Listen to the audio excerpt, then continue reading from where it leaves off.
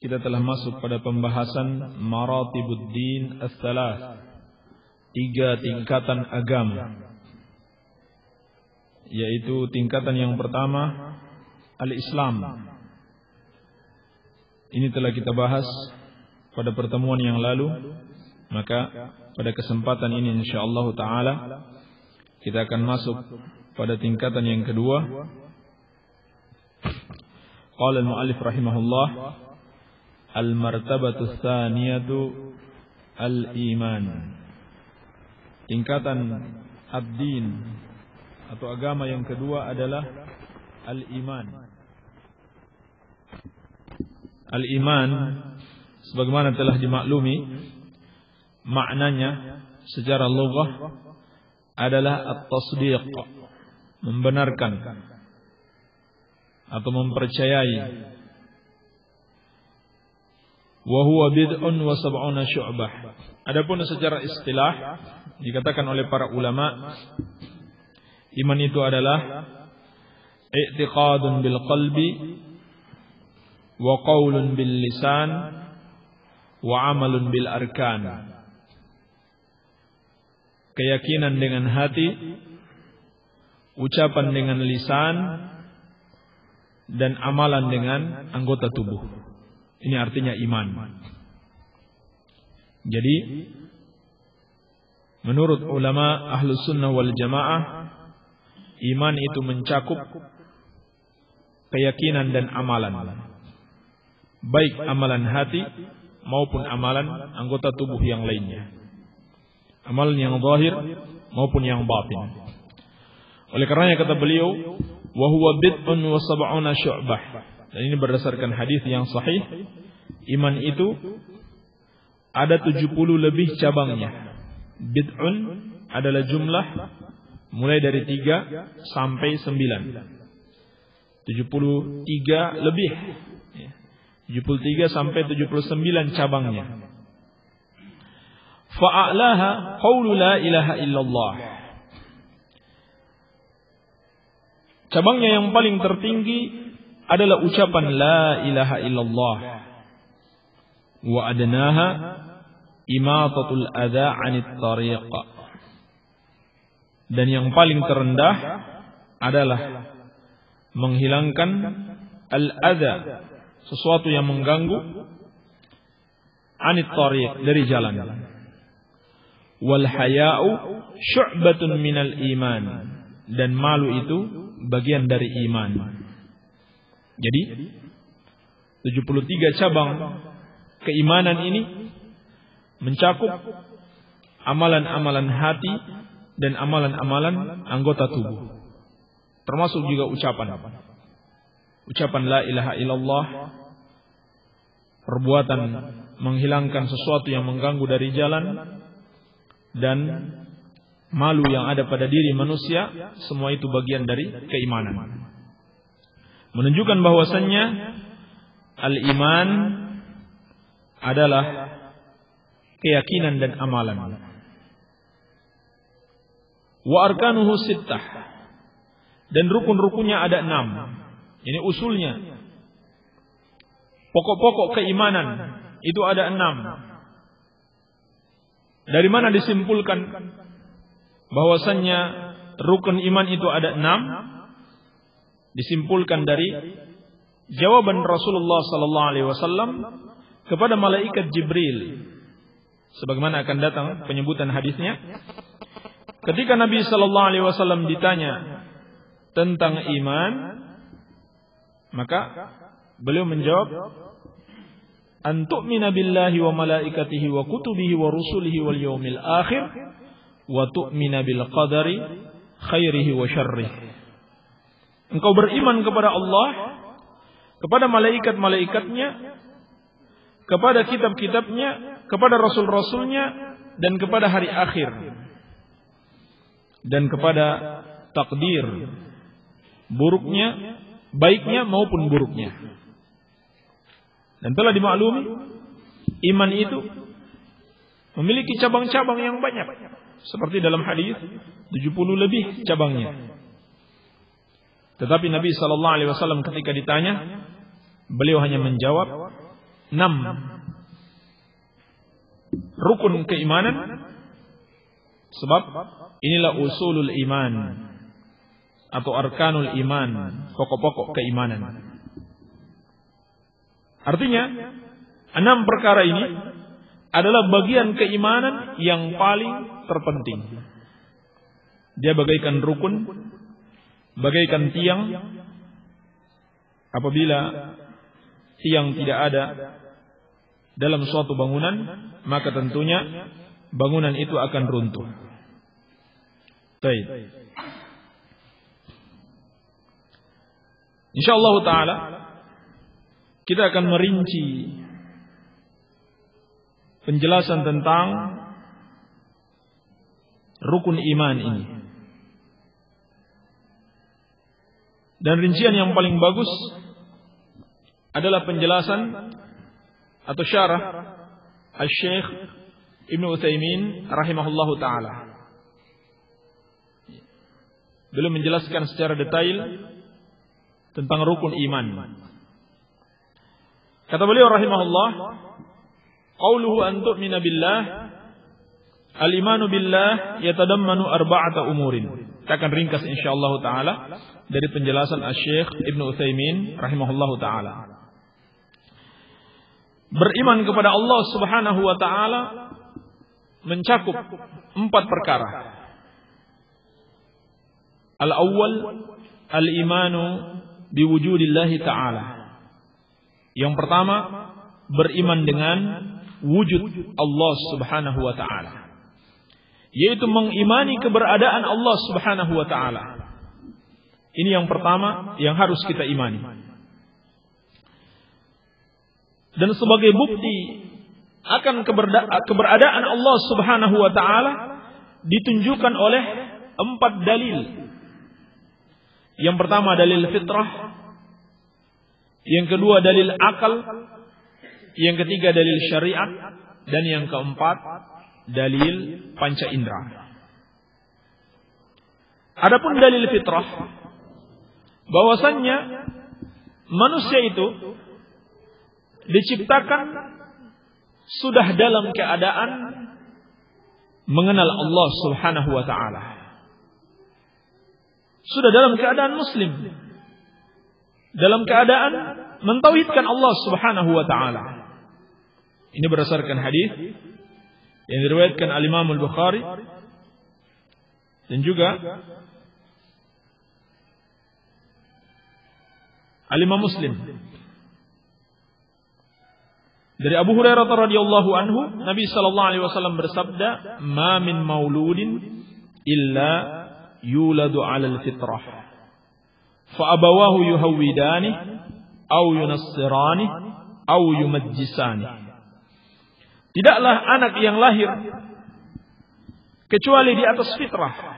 Maksudnya di atas Islam, dalam keadaan mentauhidkan Allah dan meyakini wujud atau keberadaan Allah Subhanahu wa ta'ala. Tetapi kedua orang tuanya lah yang menjadikan dia Yahudi, menjadikan dia Nasrani, dan menjadikan dia Majusi.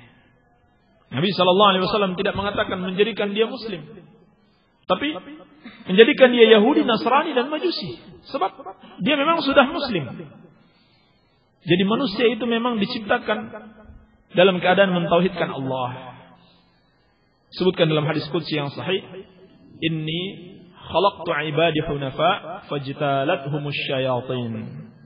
Sesungguhnya aku ciptakan hamba-hambaku dalam keadaan hunafa, yakni mentauhidkan Allah dan berpaling dari kesyirikan.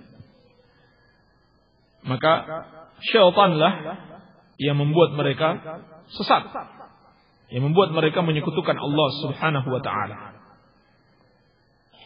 Baik. Adapun dalil yang kedua, dalil akal, itu dari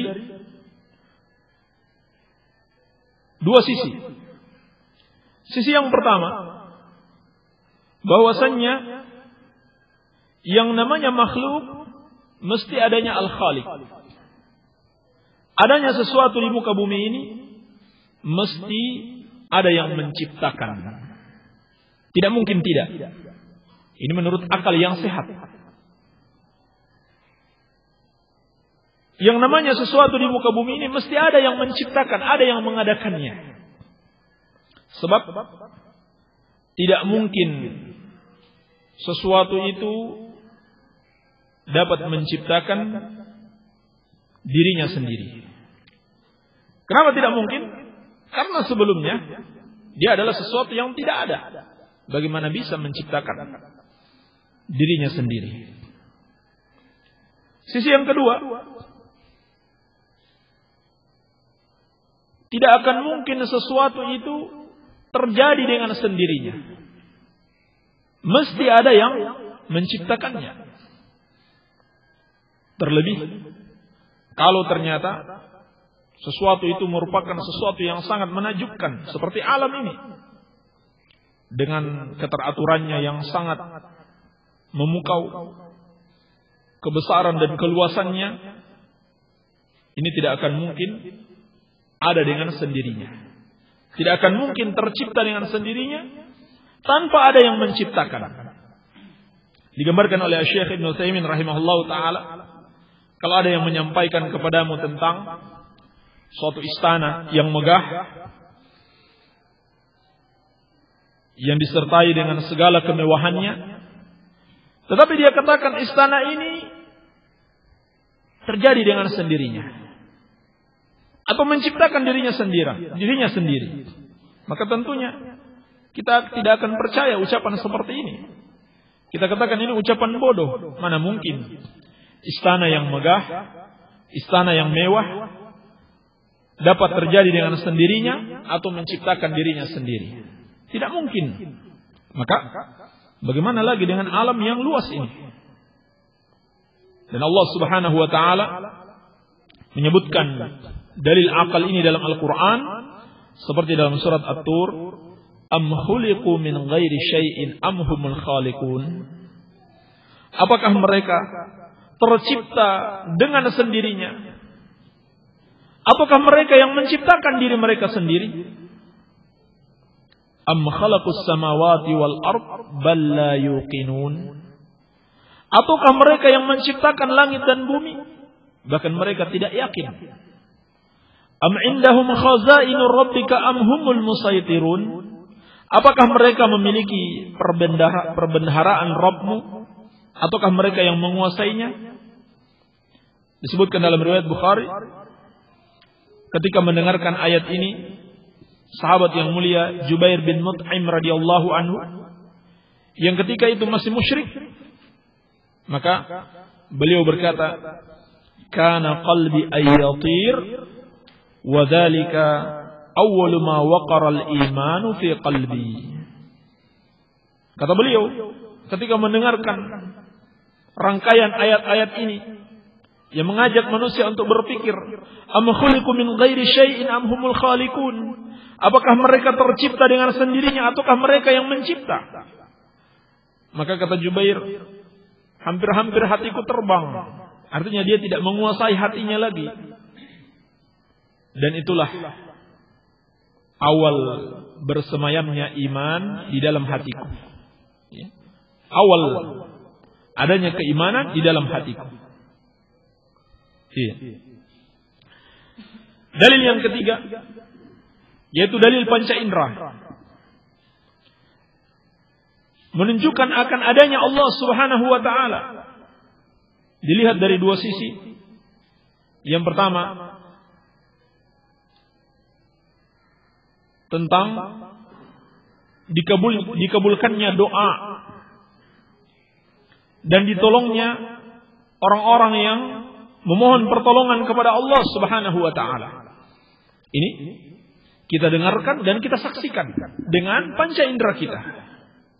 Adanya orang-orang yang berdoa, adanya orang-orang yang minta pertolongan kepada Allah, lalu Allah mengabulkan doa mereka dan Allah menolong mereka. Ini menunjukkan apa? Menunjukkan adanya Allah Subhanahu wa taala yang mengabulkan doa-doa mereka. Dan dalam Al-Quran Allah Subhanahu wa taala mengisahkan wa Nuhan idh nada min qablu fastajabna lahu. Nabi Nuh alaihi salam ketika beliau berdoa, maka kami menjawab doanya. Di perang Badar, Allah Subhanahu wa taala berfirman, "Idz tastaghitsuna rabbakum fastajaba lakum." Ketika kalian beristighatsah, ini Rasulullah sallallahu alaihi wasallam, para sahabatnya, ketika mereka meminta pertolongan Allah pada perang Badar, maka Allah Subhanahu wa taala menjawab doa mereka dengan memberikan pertolongan sehingga mereka meraih kemenangan. Ini semua disaksikan dan didengarkan oleh manusia. Dan diceritakan di dalam As-Sahih, dalam riwayat Bukhari dan Muslim dari Anas bin Malik radhiyallahu anhu, anna Arabiyan dakhala yaumal Jum'ah wan Nabi sallallahu alaihi wasallam yakhutub. Bahwasannya seorang Arab Badui masuk ke masjid pada hari Jumat ketika Nabi sallallahu alaihi wasallam sedang berkhutbah. Faqala ya Rasulullah, halakal mal wa ja'al iyal. Maka dia berkata, ya Rasulullah, harta telah musnah dan al-iyal, peliharaan mereka kelaparan. Fad'ullaha lana, maka berdoalah untuk kami. Farafa'a yadayhi wa da'a, fasara as-sahaba amsal jibal, falam yanzil an minbarihi hatta ra'aitul matara yatahadar ala lihiyatihi. Maka kata Anas, Nabi sallallahu alaihi wasallam segera mengangkat tangannya dan berdoa sehingga awan-awan itu kemudian berjalan bagaikan gunung. Belumlah Nabi sallallahu alaihi wasallam turun dari mimbarnya, aku telah melihat hujan itu telah jatuh sampai membasahi jenggot Rasulullah sallallahu alaihi wasallam. Ini subhanallah disaksikan. Nabi sallallahu alaihi wasallam berdoa dan langsung dikabulkan oleh Allah Subhanahu wa taala. Wa bil jum'ati tsaniyah qama dzalikal a'rabi aw ghairuhu. Pada Jumat berikutnya datang lagi Arab Badui atau selainnya. Faqala ya Rasulullah, tahdimul bina wa ghariqal mal. Ya Rasulullah, bangunan-bangunan runtuh dan harta-harta tenggelam. Ini karena hujan tadi. Fad'ullaha lana, maka berdoalah untuk kami. Farafa'a yadayhi wa qala, Allahumma hawalaina wala alaina. Maka Nabi sallallahu alaihi wasallam mengangkat tangannya dan berdoa, ya Allah, turunkan hujan di sekitar kami, bukan di tengah-tengah kami. Fama yushiru ila nahiyatin illan farajat. Dan tidaklah beliau berisyarat kepada satu sudut kecuali dia menjadi terang terbuka. Ini menunjukkan bahwasannya kita masih melihat dan menyaksikan, dan sampai hari ini kita melihat dan menyaksikan dan mungkin juga mengalami terkabulkannya doa-doa kita, menunjukkan adanya Allah Subhanahu wa taala. Sisi yang kedua tentang mukjizat para nabi yang kita dengarkan di dalam ayat-ayat Al-Quran dan bahkan seluruh kitab-kitab yang masih ada sampai hari ini, dan bahkan masih kita saksikan mukjizat Rasulullah sallallahu alaihi wasallam berupa Al-Qur'anul Karim. Kita dengarkan adanya mukjizat para nabi, yaitu kemampuan yang luar biasa yang tidak mungkin ada dalam seorang manusia, kecuali itu datang dari pertolongan Allah Subhanahu wa taala. Seperti kisah Nabi Musa alaihi salam yang disebutkan dalam surat Asy-Syu'ara ayat ke-63, fa auhayna ila Musa an idrib bi 'asakal hajar. Dan kami wahyukan kepada Musa, pukullah dengan tongkatmu ke lautan. Fanfalaqa fakana kullu firqin kat-tawdil 'azim. Maka terbelahlah lautan tersebut dan setiap belahan itu bagaikan gunung yang besar. Contoh yang lain, mukjizat Nabi Isa alaihissalam disebutkan dalam Al-Quran, wa uhyil mauta biiznillah, dan aku menghidupkan orang-orang yang mati dengan izin Allah. Siapa di antara manusia yang bisa menghidupkan orang yang mati kalau bukan pertolongan Allah Subhanahu wa taala? Dan bahkan sampai hari ini masih kita saksikan hal-hal yang luar biasa, yang di luar kemampuan manusia biasa. Tentunya itu tidak mungkin terjadi kecuali dengan adanya pertolongan Allah Subhanahu wa taala, yaitu dengan adanya karamat. Karamatul aulia. Hal-hal yang di luar batas kemampuan manusia, menunjukkan adanya Allah Subhanahu wa taala. Baik. Jadi inilah 4 dalil, yaitu dalil fitrah, dalil akal, dalil syariat, maupun dalil panca indera. Iya. Adapun dalil syariat ini sudah tidak diragukan lagi, yaitu seluruh syariat yang diturunkan Allah kepada seluruh para nabi yang ada dalam seluruh kitab, semuanya menunjukkan akan keberadaan Allah Subhanahu wa taala. Demikian pula kalau kita melihat akan masalih, kemaslahatan yang ada di dalam syariat Allah,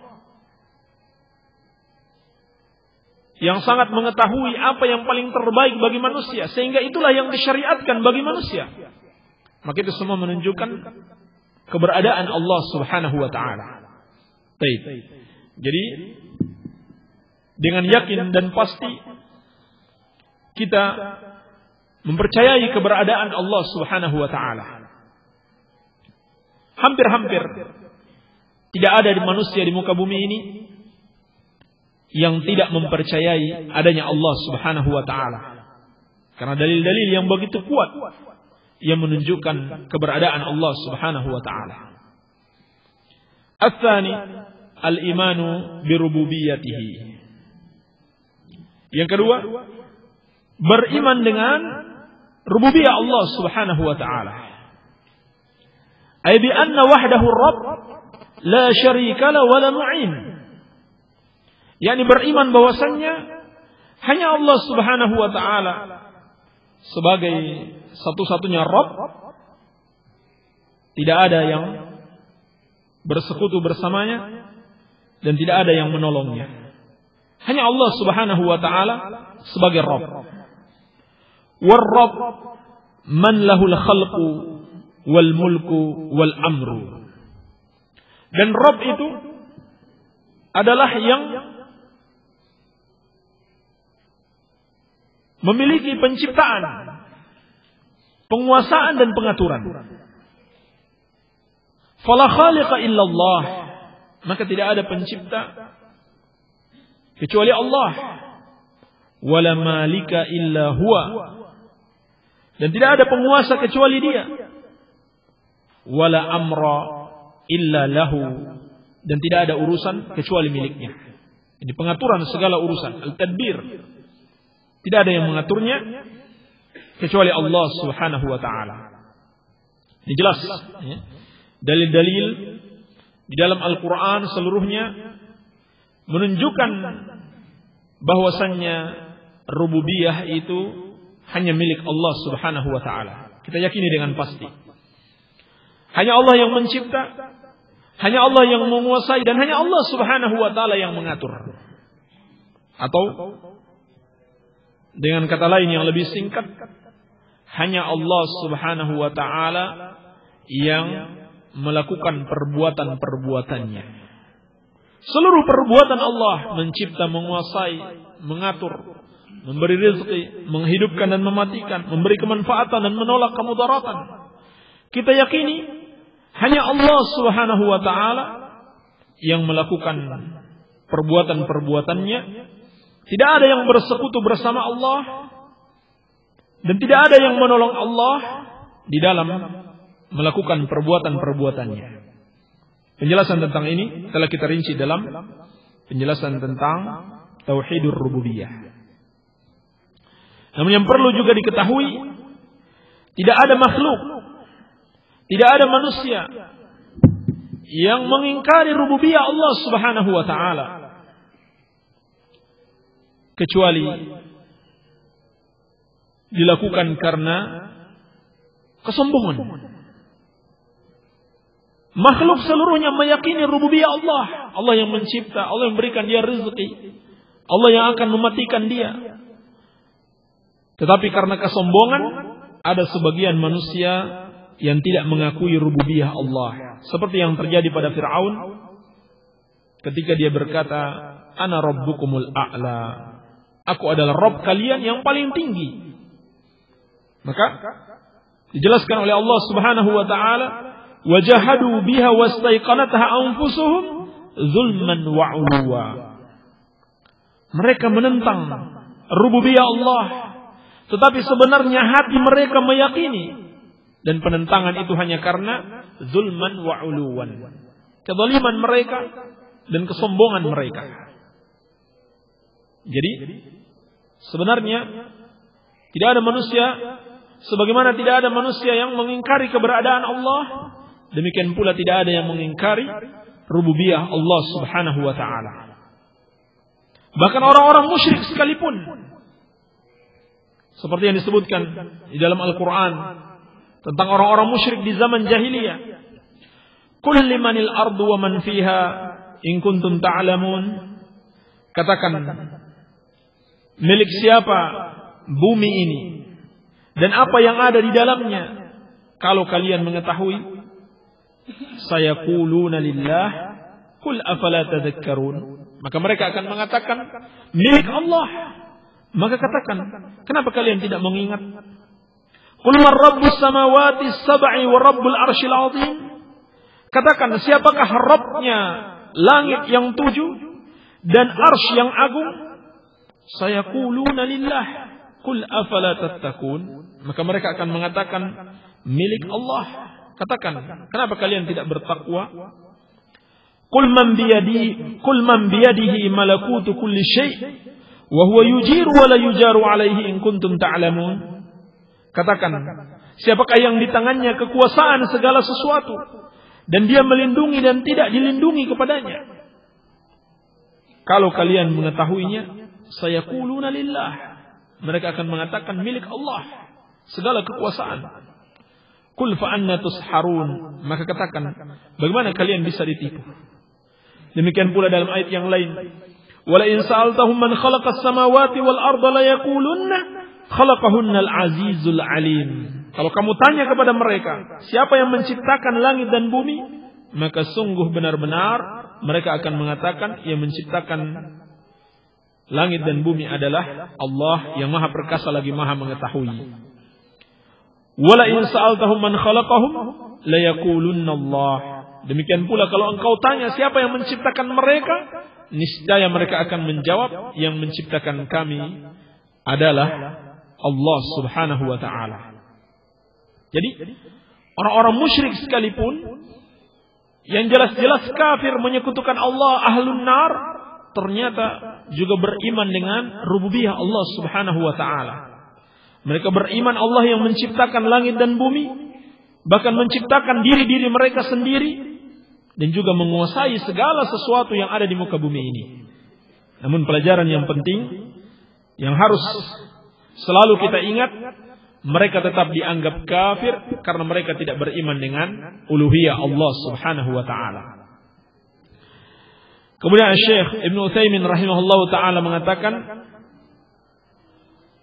wa amru Rabbi subhanahu syamilun lil amril kauni wasyar'i. Dan pengaturan Allah Subhanahu wa taala itu mencakup pengaturan kauni dan syar'i. Ini juga harus kita imani.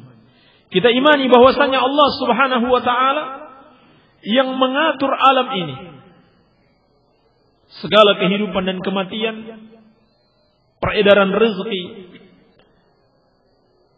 Dan semua yang berhubungan dengan pengaturan para hamba di alam ini itu diatur oleh Allah Subhanahu wa taala, sebagaimana juga harus kita imani seluruh syariat yang wajib diamalkan oleh manusia itu juga hanya hak Allah Subhanahu wa taala. Ini juga mencakup keimanan terhadap rububiyah Allah Subhanahu wa taala.